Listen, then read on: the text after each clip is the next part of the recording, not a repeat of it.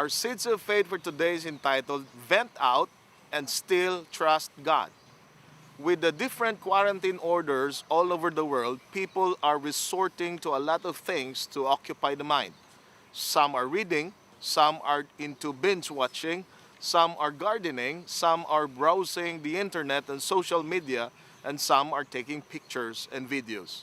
Indeed, aside from the deadly threat of COVID-19, another threat is on maintaining sanity. There are various responses in different countries. Some have efficient government services and some are still apathetic. But slowly, fear has crept in. Fear has the ability to cripple us. In Psalm chapter 13, King David wrote some very sorrowful words. Now, what can we learn from this psalm that could help maintain our sanity in these trying times?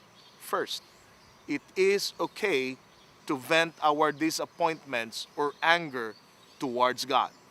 Now, we have this notion that we cannot express what we truly feel towards God.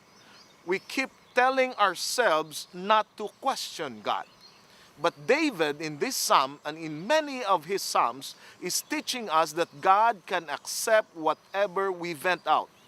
Venting what is in our minds and in our hearts will help us maintain our sanity. David wrote what he felt.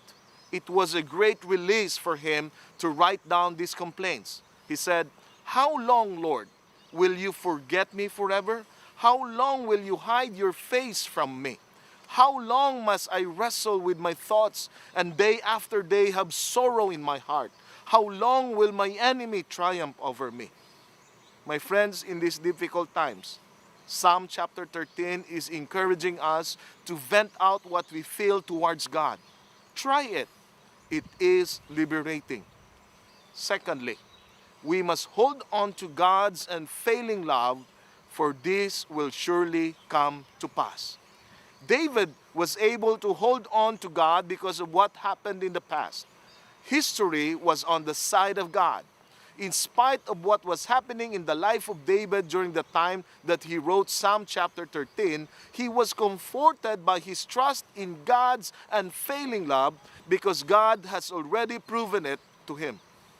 David probably remembered how a shepherd boy defeated the giant Goliath, or how he became a king in the first place. And when he reviewed his past, he began to sing God's goodness. So another recipe given by David to us is to maintain our sanity in these difficult times is to look back in the past and count how many times God has been faithful to us. When we do that, it will surely strengthen our trust in God. We will someday look back and say, God was with us during the pandemic. Let us continue to hold on to God. May God bless us all. Amen.